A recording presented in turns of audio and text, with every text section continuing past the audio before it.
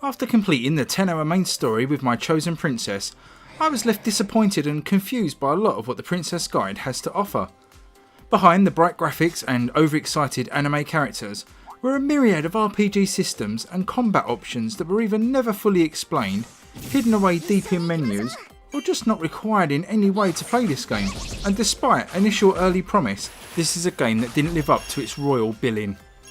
I'm Paul from SwitchedOn, and thanks for checking out my review of the Princess Guide on the Nintendo Switch.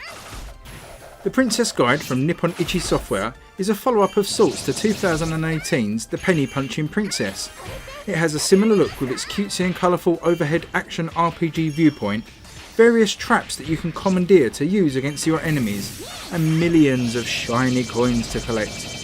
This time around, you play as a retired knight whose goal in life, since leaving the battlefields behind, is to write inspirational books and also have a willingness to pass that knowledge onto the next generation of young warriors. Now this draws the attention of 4 young princesses from across the land, each desperate for your guidance to help them overcome their own personal quests, be it defeating a dragon or helping spread the word of their religion far and wide. Each of these stories were themed quite differently, but I found that they all lacked any real substance. The first phase of the game sees you working through each of the princesses' 2-hour or so prologues, before selecting one to see through to the conclusion of their story. You can, and are encouraged to, finish each of the 4 stories, and there is also a new Game Plus mode if you feel so inclined. Each story is played out through static, voiced cutscenes, although each princess bounces up and down like a 6-year-old on Christmas Eve, which just looks really odd. All the story work is in Japanese, and whilst conveying decent emotion, I soon got really irritated by the screeching voices. Much of the game is spent staring at an overworld map. From here, different missions and side quests will pop up randomly, and you choose which combat squad you want to send to tackle them. You can create 6 squads, although you always have one headed by the princess and one by your knight. You can buy new commanders to create new squads, but as with so many other elements in this game, you're never really told how or why you would want to have additional squads, and it's very much tucked away in a few sub-menus anyway. I got through most of the game with the main 2 squads, although I did create a third just out of curiosity. You can upgrade your commanders and soldiers, but you never really feel any tangible benefits. The same goes for the large haul of weapons and items you can collect. You can only ever equip one item at a time, and without any decent explanation about what the differences are, I just looked for anything with a high attack value and stuck with that. This is nothing like, say, Diablo 3, where each piece of loot collected is both a visual and statistical upgrade.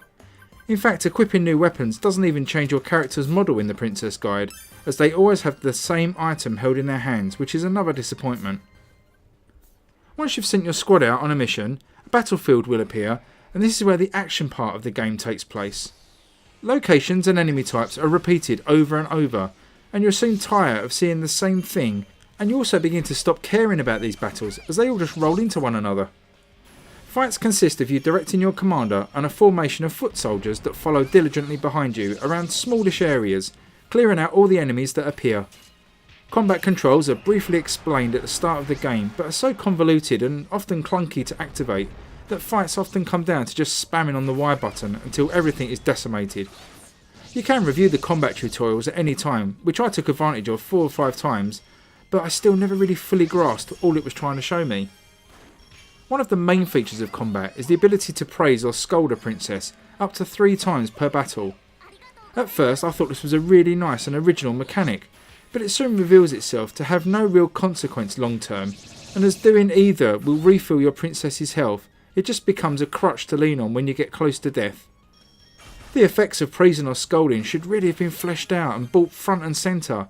The clue's in the name of the game after all. Guiding your princess with this mechanic could have been great, but like so much else in the game it just isn't followed through. It's a real shame as there are some good ideas in the Princess Guide. Early on the combat is fun and full of promise, but later levels become a mess as more and more enemies swarm onto you, and it's really hard to see what's going on. With no way to dodge out of the way of attacks, no way to use items for refilling your health, and sometimes getting stuck waiting for your attack animations to play out, it soon becomes an exercise in frustration. Overall, whilst the Princess Guide isn't a terrible game, I was longing for it to be over way before it finished. Some unique ideas that could have elevated the game to an interesting level are never really fully committed to, and you're left with the shell of a basic action RPG in which you feel like you're just going through the motions with little consequence to you actually being a guide or a trainer for any of these characters.